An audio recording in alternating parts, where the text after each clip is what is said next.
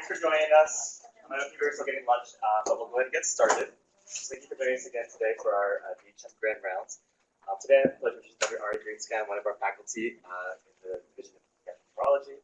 He's one of our experts in FMT and C. diff, and I've actually looked for this lecture for months since getting Dr. Grinspan to come speak with us. I think it's a very exciting field, and obviously, C. diff is a big priority for our hospital as far as reducing infections and also treatment. So I'm very excited to have Dr. Grinspan here with us today, so thank you very much. Thank you. Thank you for having me. Can you all hear me? Yeah, okay. All right, so the most important thing I think is that they changed the name of C. diff. It's now Clostridioides difficile. They almost changed it to something with a P, difficile, which would have just created chaos. P. diff or P. diffy, I don't know.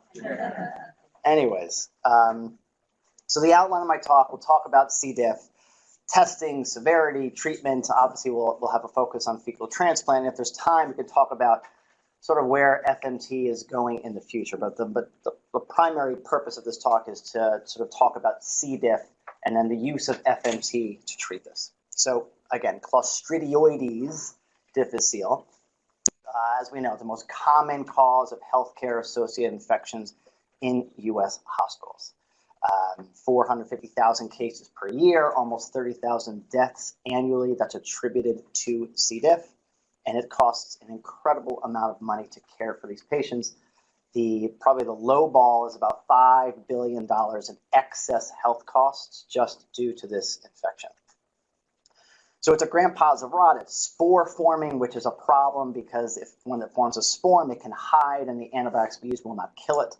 But it's also toxin producing. And the most important thing to remember about C. diff is that the bug itself, the bacteria itself, doesn't hurt you. It doesn't invade, doesn't cause any problems. It's the toxin that it produces. The toxin is what causes the colitis, causes all the symptoms, which is diarrhea and fever and pain and pseudomembranous colitis, which I'll show you a couple of pictures of, and of course, toxic megacolon. The most important thing to remember is when patients report diarrhea, you can't take their word for it. So people have all different definitions of what diarrhea is, and this is what we should be considering diarrhea. So this is my favorite chart, just for the record. I, for Halloween, was a Bristol type 2. My kids were type 1s. It was adorable. But type 5, 6, and 7, this is what we mean by diarrhea. And this is important because if you have a patient who in the hospital and they're reporting diarrhea and you send a sample to the lab, our lab will it will get rid of any sample that is not 5, 6, or 7. So if you send a patient with 1, 2, 3, or 4, you will not get a result for that C. diff because the lab will not run it. I always like this. They make mugs because you can ask your patient about what they're actually having, and then you can give them their personality type based on that, of course. So this is real shit. This is bullshit. Okay. So what are the risk factors for C. diff? We know, anyone who comes to a hospital, that right there is a major risk factor because they're exposed to C. diff. That includes people coming from nursing homes, people who are in the emergency room, people who are with us for a week or 10 days or 6 months, whatever it may be. But it's not just the exposure, it's also the host factors. So anyone who is on antibiotic, anyone of advanced age, anyone with inflammatory bowel disease, which we'll touch on later at the end of the talk, pregnant patients, anybody who's immunocompromised, anyone with kidney or liver disease or any kind of chronic disease. And of course, those who take gastric acid sequestrants, whether it be a PPI or an H2 blocker, there is an increased risk of them developing C. diff. Now, this data is all retrospective, so it's not the best data that's out there, but it's important to know is that, especially when we discharge patients from the hospital, do they actually need to be on a PPI? Do they need to be on an H2 blocker, or is that something that we just did while they were in the hospital for whatever condition? Just remembering that is something that we should do for our patients. Okay, why is it called difficile? Well, it's difficult to culture. There's very few bacteria that we don't rely on culture. So if somebody comes in with, they're septic, we take blood cultures, we take urine cultures, we try to find out what's actually growing in their system. Well, you can't do that with C. diff. And that becomes a major problem because all the ways that we test for a C. diff infection is essentially an indirect test for what's going on with them. So these are the 4 ways that we can test for C. diff. Nobody does the toxigenic culture, so forget about that. What we have is the GDH, or glutamate dehydrogenase, which is an antigen that's specific on all C. diff bacteria. It does not distinguish between toxigenic C. diff and non-toxigenic C. diff. It also doesn't distinguish between colonization with C. diff or if they're infected. It just tells you that the bug, the bacteria, is present. Then there's the actual toxin A or B. We traditionally looking at toxin B, we think that is one that is actually toxic to the colonocyte. So toxin B can be detected in a number of ways, and the way that we're detecting it now is by using an enzyme immunoassay. And so that is actually detecting for the toxin itself. This test is the most important test. This is the most direct way to see whether the patient's symptoms are caused by a C. difficile infection. The toxin. The bug itself doesn't hurt you. It's the toxin that is toxic. The problem with the toxin, and I don't remember, we used to, at least when I was training, we would send 3 stool samples on a patient we thought who had C. diff because they were looking for the toxin. But it wasn't a very sensitive test, so you had to send 3 separate stool samples to the lab. Well, we no longer do that. Our technology is a little bit better, the enzyme immunoassay is a little bit better, and so we only send that 1 sample. The problem is that it does have a lower sensitivity than the other tests, but it is the most specific for a C. diff infection compared to any of the other tests that we have available. Again, it's looking for the actual reason why the patient could be having diarrhea, the toxin. Well, then there's this nucleic acid amplification test, NAAT, also known as PCR. This is looking for the gene that encodes for the toxin. It's looking for the toxin gene, not for the actual toxin, looking for the gene. It is the most sensitive way to detect C. diff. The problem is it's not specific for C. difficile infection. Just because you have the gene doesn't mean you're actually producing toxin. You could be colonized with a toxigenic strain of C. diff that's just hanging out and not creating toxin. And if I send your stool, your PCR, your NAAT will come back positive. But it does not tell you whether the patient is colonized or infected. And this is a huge problem because not infrequently when you just get this test back that says it's positive, then you're left with, well, it's a positive C. diff test. What am I supposed to do for my patient? You have to use your clinical judgment. Do you have a high clinical suspicion for C. diff? And then the nucleic acid amplification test, the NAAT or the PCR, confirms your clinical judgment? Or do you have a very low suspicion that this is C. diff, but then the PCR is positive? What do you do in that scenario? Again, you have to use your clinical judgment, whether you think that's actually what's going on for the patient. And it turns out it's actually very difficult to do that. And people who do this for a living muck it up a lot of the time. Okay. So here's how we try to combine the tests, and this is what we do here at Sinai. We have a testing algorithm. Now, you're not given the individual answers to any of these tests. All you're given is positive or negative. So what does the lab do? The lab takes that stool sample, and the first thing they do is they test for the GDH antigen. Again, it's very sensitive. All it's detecting, though, is the presence of bacteria. They combine that with the toxin enzyme immunoassay. If you got a concordant result, meaning they're both positive, okay, that triggers a positive result in EPIC. If they're both negative, that triggers a negative result in EPIC. But what if you get a discordant result? And that's always going to be GDH antigen positive, toxin enzyme immunoassay negative. You don't get a result. It reflexes to the PCR. And our lab uses the PCR as the tiebreaker. If the PCR comes back positive, you get a positive result in EPIC. If it gets negative, you get a negative result in EPIC. The problem comes, how do you know whether the toxin was a reason why it became positive or it was the PCR? You're not told that information. So you have to use your clinical judgment. This is a fascinating, true statement down below, which really frustrates this whole thing. This was published in JAMA a couple of years ago. They took patients who were toxin positive. They are true infection, toxin positive and PCR positive, and true infection. And then they looked at the patients who were toxin negative, PCR positive. Those patients were treated for their infection some of the time. Some of the time they weren't. It turns out in the same exact way as those who tested toxin negative, PCR negative. The same outcomes. There was no difference in outcomes of what happened to those patients. So the bottom line is that the most important test is the actual toxin. The problem here is that you're not giving that information at the Mount Sinai.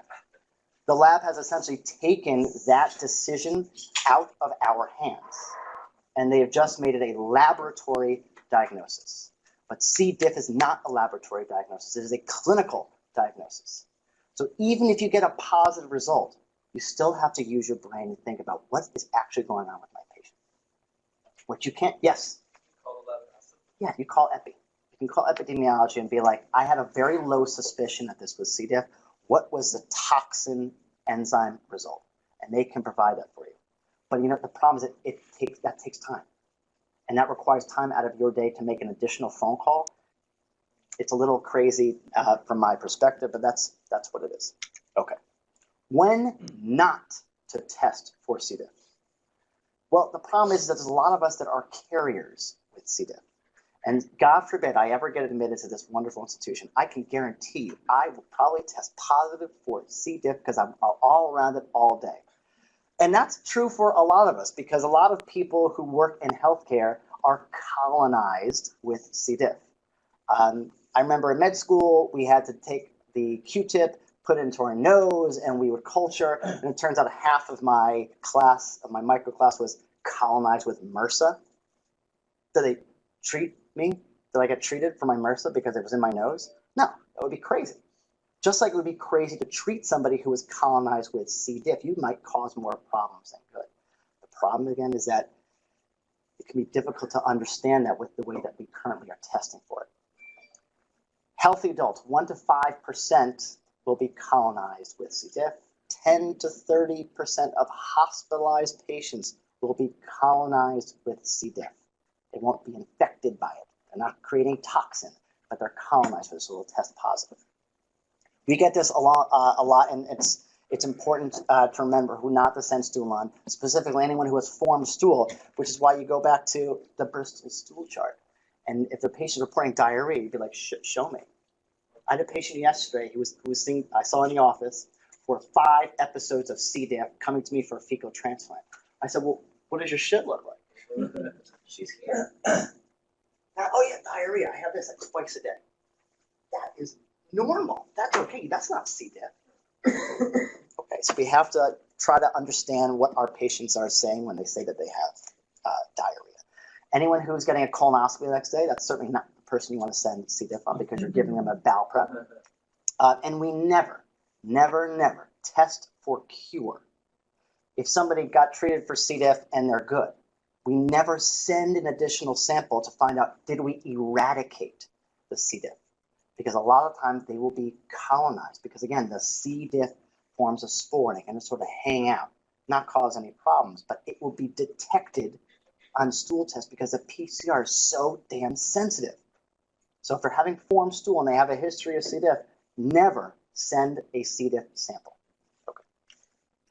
It's also important to know about how to classify these patients. So this is the brand newish guidelines about how we should classify C. diff in terms of severe. There's non-severe, which is formerly known as mild or moderate, severe, and fulminant. And the only way to distinguish between non-severe and severe is by using objective markers.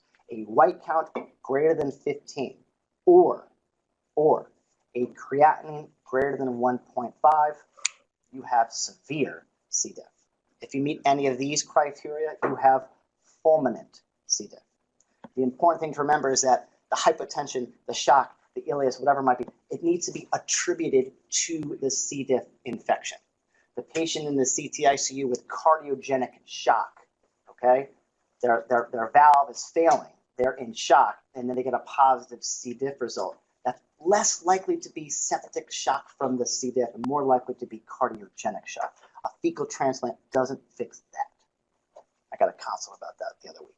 Anyways, now how do we treat patients based on the severity? There's non-severe and severe and fulminant. It turns out the treatment for non-severe and severe is exactly the same. The key thing here is metronidazole is out. We do not use metronidazole any longer to treat C. diff, period, except for in the fulminant patient. Again, that's a patient with shock, ileus, hypotension, that you would add IV metronidazole. Otherwise, it's vancomycin or fidaxomicin, no matter if it's non-severe or severe. So why do we even care about non-severe or severe? Well, it matters about what the outcomes are going to happen with those patients. The more severe the infection, the more you want to keep your eye on those patients. Those are patients that, yes, they need to be admitted to see how they do. The non-severe patient, that patient may not require admission to the hospital as long as you can get them, and that's the key thing, as long as you can get them appropriate antibiotics. So metronidazole is out and fidaxomicin is in. And the reason this is the case is that prior to 2000, it appeared that metronidazole and vancomycin were equivalent in its efficacy to treat C. diff. Subsequent to 2000, it appears that metronidazole pales in comparison to vancomycin. And so when the group got together, they said, okay, metronidazole is out, and fidaxomicin, which appears to be non-inferior to vanco, we will bring that in as an alternative agent. Now, fidaxomicin is a great drug because it's twice a day dosing. It's not 4 times a day like vanco. The problem is that it's ungodly expensive.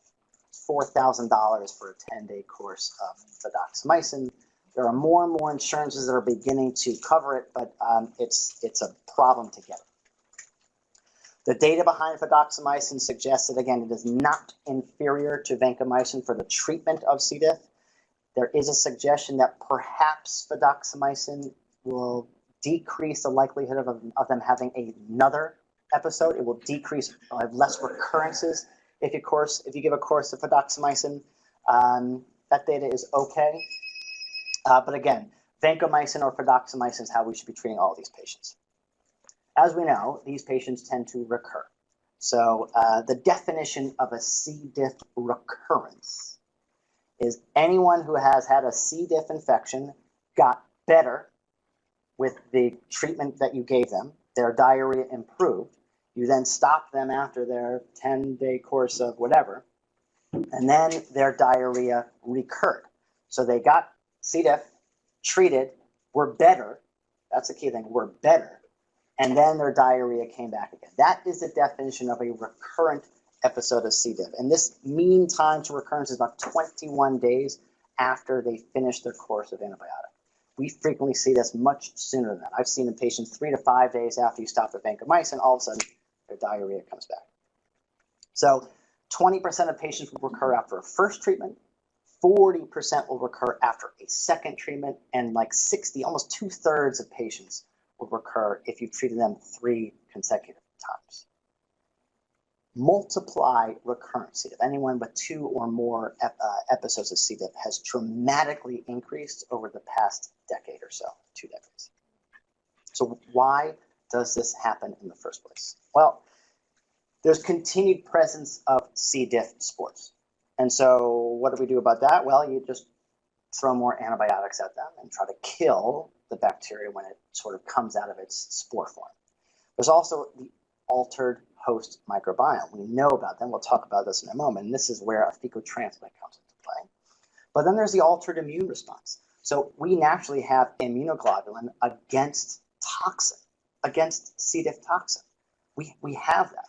And that might be the reason why a lot of us don't get C. diff infections, because we might be colonized with a toxigenic C. diff, and there might be a couple toxins that gets produced in our colons, but we have immunoglobulin that quickly just expunges that toxin.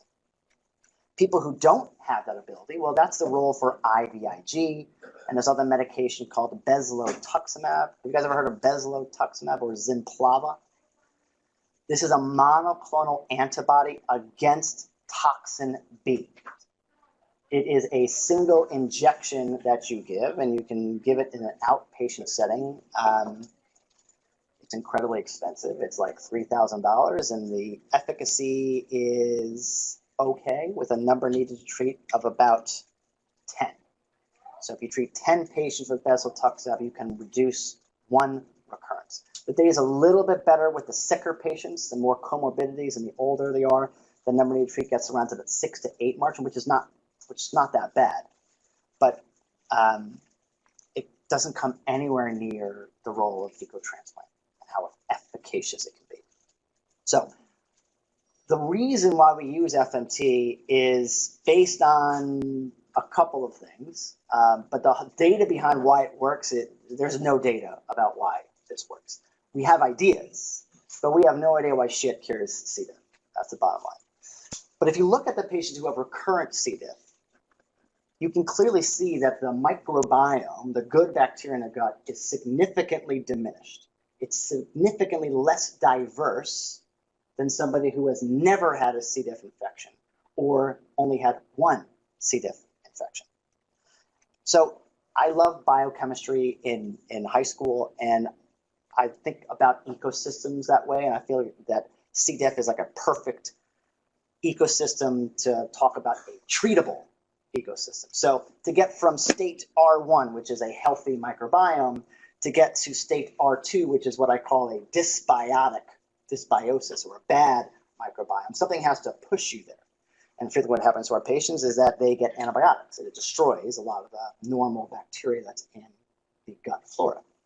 And that's enough activation energy to push them into state R2, and they are susceptible to getting C. diff. Okay, great. Well, how do we treat C. diff? Well, we give them more antibiotics. The problem is that some of the time, giving those antibiotics does not have enough activation energy to restore them back to healthy state R1. We're killing more bugs. We're not giving them the healthy bugs back. So the idea behind a fecal transplant is that I'm repopulating the gut with healthy bacteria. And that is enough activation energy to bring them back to that healthy state. And then they're good. They're good for a long period of time. Okay. Now, fecal transplant has been around for a long time.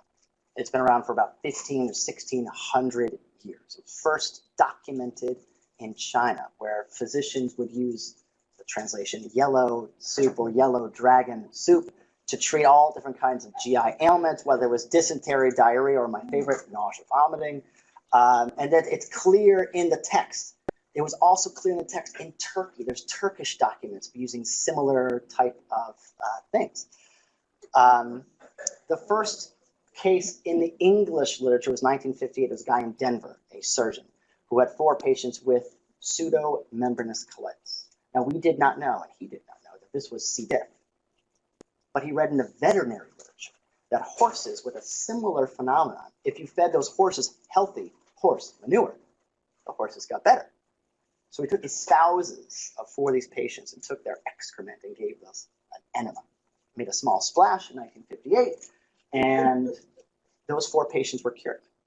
It wasn't until the 80s or until the 70s that we could identify that this is C. diff.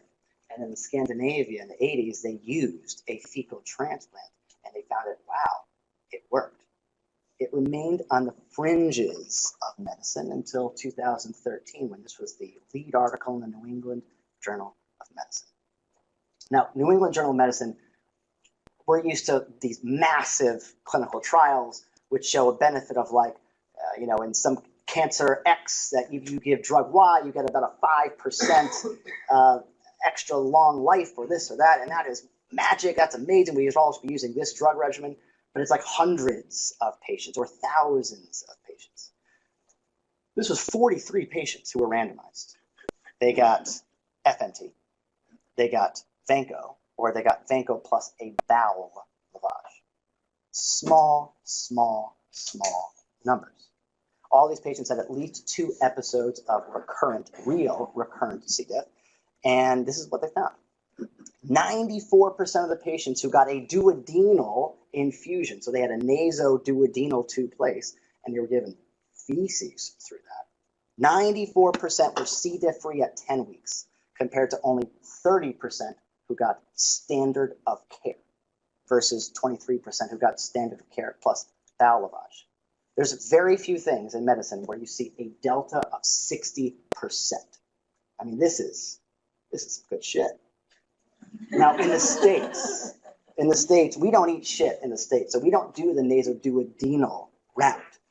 But this what really put FMT on the map.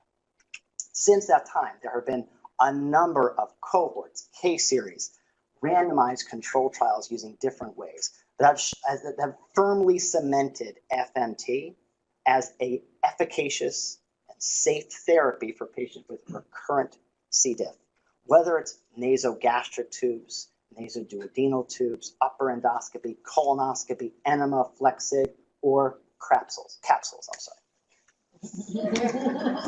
This was just published comparing Vanco, fidaxomicin, and FMT. And FMT was far superior over both of those in terms of treating recurrent C. diff. Again, small numbers, but the data is pretty clear.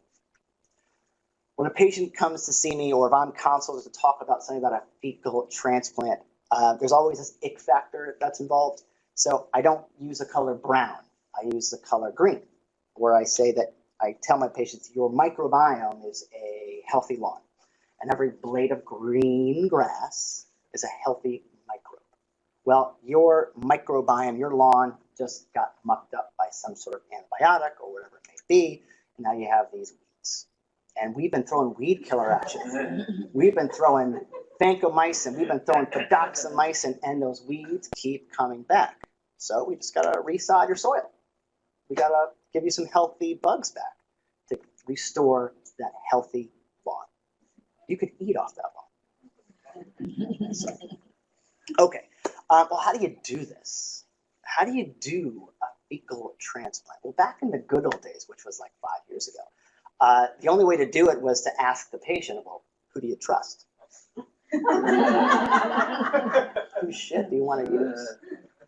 I would then prepare the patient. Well, the donor would come to see me in the office. I'd do a whole history and physical. I'd send labs galore and stool tests to make sure that the donor was healthy, because I don't want to hurt somebody by trying to help them.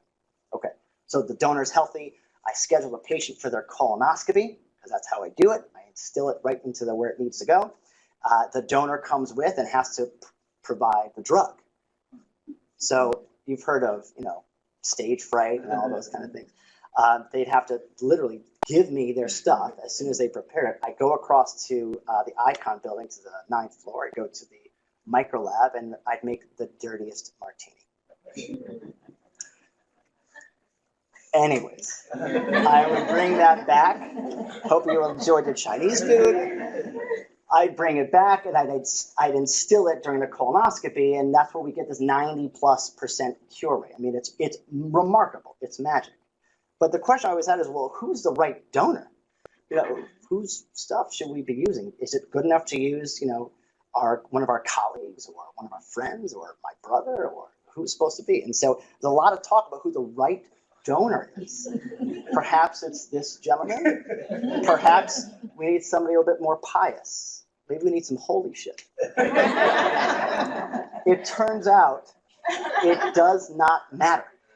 Anyone's shit will do for C. diff. And you've heard of blood banks. You've heard of sperm banks. There are stool banks. One in particular called Open Biomes, based in Boston. They have been shipping out these containers of screened, healthy stool for clinician use for the past 4 or 5 years or so. They've shipped out over, I think they're close to 50,000 donations. It's harder to be a donor for open biome than it is to get into MIT. Less than 3% of all the people, and there are plenty of people in Boston who say, oh, please, use my stool. I'll take that $20, thank you so much. Less than 3% actually make it through. So it is the safest and smartest shit that's out there. Okay, so what are we actually doing by doing this fecal transplant? The 10,000 foot view, this is from the genus level, is that we take this donor right here, and this healthy swab of orange is all the Bacteroides, this healthy bacteria, and we transfer it into the sick microbiome of a patient with C. diff. And from the 10,000 foot view, it appears that's exactly what we're doing. This is the donor, this is the patient, 2 weeks after their transplant. They look from a microbiome perspective, from the genus level, remarkably similar to the donor. And if you follow, yes, question, go please. I'm just curious, like if they know what bacteria makes a good mix, and like grow that in the lab and mix it all together, why? It turns out we have no idea what makes a good donor. And the important thing to know here is, and thank you for bringing that point up, this is what the patient looked like. The patient's been great a month later. This is what they look like. So he's healthy. The donor is healthy, but he no longer looks like the donor. What I don't know is this what the patient looked like before they ever got C. diff, or is this the new normal? The problem is that I don't know what normal is. Nobody knows what a normal microbiome is. It completely depends on where you grew up, how were you born, where were you delivered, how were you delivered. Did you get an antibiotic when you were, for an ear infection when you were 2? Did you recently go to Vietnam and change your diet and then you came back here? Your microbiome's always changing. So to say that there is a one set of normals is unclear. We're working on trying to make this easier, trying not to get the human component out, get the fecal component out to make it just a microbial transfer of some sort. But it turns out it's very difficult to do that because how do you patent that, right? Someone needs to say, this is the magic stuff that works, but it can't exist in nature as is because you can't patent that and you can't make money off of it. So it's problematic. Okay. How does FMT work? Well, the bottom line is we don't know. There's a lot of theories out there that it's all the microbiome, but then there's great data to suggest that it actually has everything to do with the bile acids. So bile acids are made by the liver, and it gets dumped out into your small intestine, blah, blah, blah, and those are primary bile acids until they get to your colon, and then your bacteria in your colon conjugate the bile acids from primary to secondary. Okay, why is that important? If you take a C. diff spore, and you drop it into a milieu of primary bile acids, that spore germinates. You get a tremendous amount of bacteria and toxin production. Okay. If you take the same C. diff spore and you drop it into a milieu of secondary bile acids, which is normal, which should be the dominant bile acid in the colon, the C. diff spore stays in spore form. It doesn't open up. It doesn't germinate. So maybe by doing a fecal transplant, I'm just giving you enough bacteria to conjugate all those bile acids to shut down the whole C. diff germination process. Great theory. It's never been proven to actually be effective or do anything, but it's a great theory. Or maybe it's a bacteriophage. Maybe it's a virus that I'm transferring from one person to another, and that virus is attacking and killing the C. diff. And the reason why this is interesting is that there was a study done in Germany where they took 5 patients with recurrent C. diff. They failed 4 or 5 courses of antibiotics, and then they gave them a sterile fecal transplant. They took somebody's stool and they filtered out all the bacteria. Nothing grew. There was no bacteria present. And they gave that to the 5 patients with recurrent C. diff, and all 5 of those patients were cured. What? The virome dramatically changed in those patients, followed by changes in the microbiome or the bacteria. So suggesting, well, maybe there's something else that's going on. The bottom line is we have no idea, except, wow, does that shit work? Okay. What are the indications to performing a fecal transplant? So on an outpatient basis, You need to have at least 3 episodes of non-severe C. diff. If you're an inpatient, an episode of severe C. diff that's not responding to standard of care therapy, we can consider an FMT in that scenario. Or the fulminant patients, which is what I want to focus on a little bit. Patient with fulminant C. diff, they are in an ICU. They're on pressors. Their white count is 50. Their creatinine is 4.6, and they're not getting better. Those are the patients we should actually do an FMT on. I'll show you the data behind that. Okay, from an outpatient perspective, they come into the endoscopy suite as an outpatient. I do a colonoscopy, we shoot the shit together. Sorry, I instill the fecal matter into their colon, and then that's it. No more antibiotics, they're done, and you get a 90% cure rate. Okay. But let's talk about the severe patients, because these are the patients you're seeing on the floor. These are the patients that you're sending to the ICU. These are the patients that C. diff can cause a lot of problems, and the surgeons don't want to touch them because their outcomes are horrible. This is a normal colon, beautiful, lovely looking colon. This is what happens when people have C. diff. This is what we call pseudomembranous colitis. All those yellow patches are an explosion of exudate from the colonic mucosa. If you were to biopsy it, it looks like a volcano of the cells just exploding. That's why you see those exudate right there. Okay, this is a normal abdominal x-ray. This is a patient with toxic megacolon. So these are our sick patients. Now it's important to know, because sometimes we sort of throw that word out, toxic megacolon. Toxic megacolon refers to a very specific diagnosis made on 2 criteria. One is toxic. They have to be septic. They have to be sick. They have to have systemic toxicity. That's the toxic component. And the megacolon component is their colon diameter has to be more than 6 centimeters. So toxic megacolon, that is something that you have to have a surgeon evaluate the patient for. But again, systemic toxicity plus a colonic diameter of at least 6 centimeters. Okay, the surgeons hate these patients because they die on them. They have a 40% mortality rate if you take somebody with toxic megacolon or fulminant C. diff to the operating room. And surgeons don't like to have bad numbers. So they frequently will say, patient's not a surgical candidate. Or let's see how they do. Let's wait it off. Let's hopefully that they get better, because the last thing we want to do is we want to take the over, because look at how often those patients die. Okay. Well, they try to come up with a different way, because a standard surgical approach is a subtotal colectomy. Get source control, right? They go in and just take out the whole colon and then get out of there.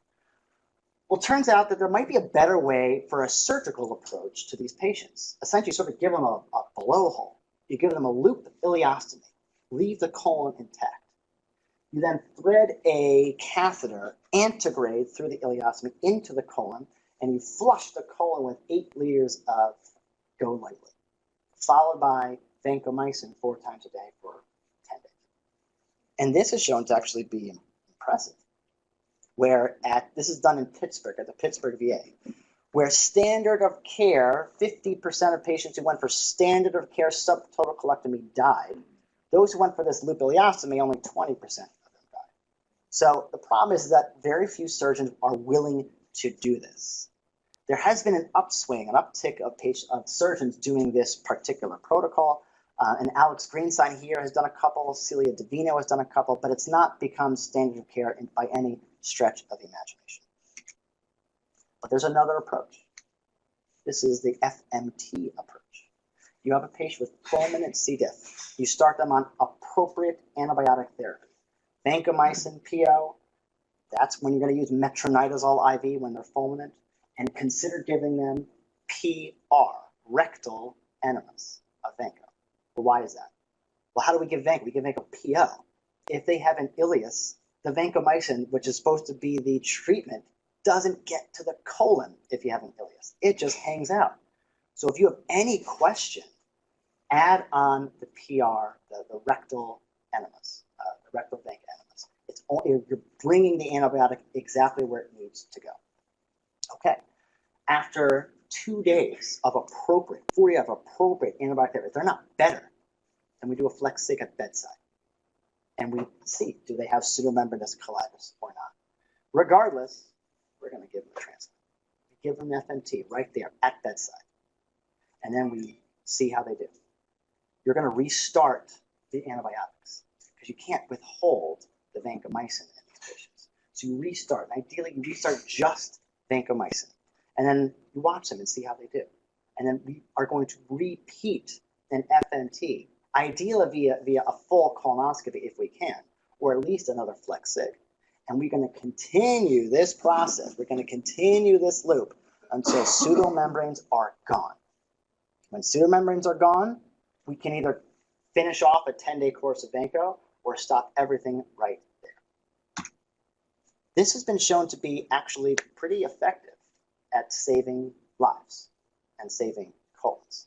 I'm going to show you our data that we have here. So this is a patient we did April 3rd. 48 hours of appropriate antibiotic therapy. This patient's in the SICU. The surgeons had no interest whatsoever bringing this patient to the OR. This is the flex sig, and as you can see, this is pseudomembranous colitis. You got that thick exudate here. Have you guys ever seen a fecal transplant before? You're going to witness some magic. Okay, gird your loins. Here it is. Here we are in the descending colon, and it's the colon is going up because the patient's breathing, which is good. And there it is. Let's do one more for good measure. Put it in there. Yeah, okay. There it is. FMT. Magic. Okay. This is the same patient. So April, I think it was April 3rd, okay? This is April 7th. Again, you see classic pseudomembranous colitis. We did another fecal transplant. He's still getting his vancomycin, okay? And then April 13th, this is his descending colon. Wow. So I show this picture for two very important reasons. Number one, colon is healed. This is normal appearing colon and hard formed stool. Dramatic improvement by doing a fecal transplant in this very sick patient. Well, we put our data together. So we looked at patients who got an FMT for severe or fulminant C. diff compared to those who just got standard of care. And they were equivalent in terms of most of their demographic factors and how sick they were and this and that, and their Charleston comorbidity index was exactly the same. Their risk factor for dying based on this CARDS score, which is a C. diff associated related mortality, was equivalent. They all had about a 40% chance of dying based on just a numbers game alone. And then we just looked at what happened to the FMT patients versus the one who got standard of care. And if you look at death during admission, mortality during that admission, those who got a fecal transplant, 19% of them died, compared to 50% who got standard of care. This ends up being a number needed to treat of 3 to prevent 1 death. There's very few things where you can have a number needed to treat of less than 5 for most anything, but to prevent somebody from dying, a number needed to treat of 3 is pretty outstanding. So patients who you have who are sick, severe, they're on the floor and you are managing them, call us. My fellows would be thrilled to do an FMT on these patients. It's very exciting for us to do it. And let us know so that we can take care of these patients because we do a damn good job of doing it. Okay, what about our patients with IBD? I mean, being at Mount Sinai, we all have these interesting, wonderful, horrific IBD patients that we care for. The problem with them is that they are at significantly higher risk of having C. diff compared to those who don't. And so the most important thing when any one of our IBD patients come to the hospital with a disease flare, and they're not going to come to the hospital without a flare, they're flaring. Specifically, they're having diarrhea. You have to send a C. diff sample on all those patients because they're at such higher risk of having C. diff. It's clinically very difficult to discern between an IBD patient with C. diff or an IBD patient who's just having a disease flare because it looks exactly the same. The C. diff mimics the flare of their disease. We have an algorithm about how we're supposed to treat these patients, but it follows the same exact thing. You start them on vancomycin if their C. diff comes back positive. And then you wait and you see how they do. And And if they don't get better after 3 days or so, 2 to 4 days, if they're still having horrific diarrhea, then we have to treat the underlying IBD. Because a C. diff can cause its own symptoms, it can also cause a flare of their underlying inflammatory bowel disease, and it becomes very tricky to take care of these patients. This data is a little bit old. We're now up to about 300. But we've done 250 FMT since 2013. We have an 87% success rate. And what does success mean? That means at the 8-week mark, they are not only C. diff negative, but diarrhea free. So it's a tremendous improvement compared to what we have in the past. And we're not doing FMT on the first episode. These are patients with 5, 6, 7, 8 episodes of C. diff. When it comes to the IBD population, it turns out we're very good at eradicating their C. diff as well. So we used to think that maybe if you had IBD, it's not going to be such a good therapy. It turns out it's great at getting rid of C. diff. So my take-home message is that we need to be able to interpret what it means when you get a positive C. diff result. Before jumping to click the vancomycin order, we have to think, does this clinically jive with what's going on with our patient? And if there's a concern, call the lab. Find out, was the toxin EIA positive? Because if it was negative, then you have to think, is there something else that's causing their diarrhea? I always send a calprotectin on these patients, both inpatient and outpatient. The problem with calprotectin is it takes a little bit longer for it to come back. But calprotectin is a marker of colonic inflammation. You can't be C. diff positive and have a C. diff infection and have a normal calprotectin. That just doesn't make any kind of sense. The problem, again, is that from an inpatient perspective, you may not get the calprotectin for 3 to 5 days after it's been sent. Sometimes it comes back sooner. But relying on that alone is not enough. But you always have to think about what else could be going on with your patient causing their diarrhea. Irritable bowel syndrome? Is it IBD, small intestinal bacterial overgrowth, or are they just lactose intolerant? And why do I even mention that? Patients who get any kind of gastroenteritis, they will become temporarily lactose intolerant until they can regrow the lactase enzyme on the brushboard of their small intestine. So I see this all the time. Somebody got treated for their C. diff, and then they have these sort of symptoms that linger. It's not like their C. diff, though. It's different, but it's not what they normally were before. Well, the first thing I do is we'll stop eating dairy. Just cut dairy out completely. Call me back in a week and let me know how things are going. It's not uncommon. It's like, wow, I feel so much better. Okay, it's an interesting thing that we see. Remember to treat based on the severity, and metronidazole is out. Vancomycin and fidaxomicin are first-line therapeutic agents.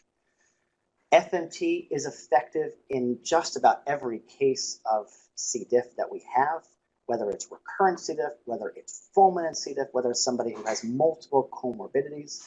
We've done liver transplant, we've done BMT patients who've had C. diff, and they do well with a fecal transplant. But the key thing is, if you have that severe patient on the floor, do not wait to intervene. So what does that mean? Do not wait to call us. Do not wait to call the surgeons, because we want everyone on board early on in their diagnosis so that we can come up with a game plan to prevent them from circling the septic drain. All the data that's coming out for treatment of C. diff in terms of surgical interventions and fecal transplants says earlier, the better. The longer you wait, the more likely they are going to have a bad outcome. And again, our patients with IBD, because you care for a lot of those patients, if they're not getting better with standard of care treatment for their C. diff, you have to ask us, what's going on with their underlying IBD? Should we be starting steroids? Should we be upping their Remicade or whatever it may be? That's a question you can absolutely ask us and have a conversation with, because if we are not talking about it, you need to bring it to our attention, because it's something that we definitely need to be doing. I don't know how we're doing on time. We are basically done.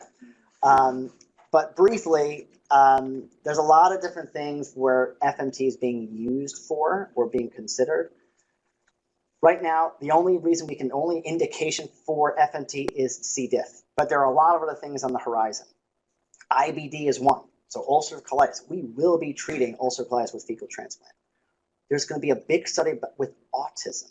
there's actually unbelievable data coming out about FMT's effect on neurocognition in patients with autism. And there's a big study that'll be rolling out in the next couple of months or so. The bottom line is that I still don't know why this works. We don't know how it works or what it's doing. We just know that this is like the next big thing in medicine, and it's pretty cool. And I was sort of lucky to fall into this when I did. And this absolutely is coming, the Crapsel. You guys will be able to prescribe it. You're not going to require a gastroenterologist or an infectious disease doctor to get it. This is going to come. You're going to have a patient with C. diff. You're going to give them their course of vancomycin and then take a couple of these Crapsels and you'll be done. And that's real.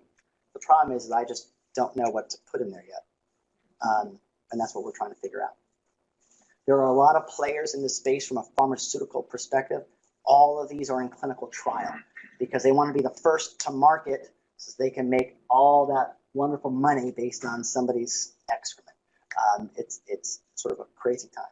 Anyways, I'm sorry that it's so late, but if you have questions or concerns, I'm happy to talk and hang out for a little bit before you guys all go. Yeah. Love the presentation. I think the microbiome, like you said, is a new horizon of medicine. One question about the donor section of it. FDA, there was a recent alert about these two patients who had ill outcomes, and they told them from the same donor. One was a fatal acquisition of ESBL E. coli. So is there some sort of standardization across?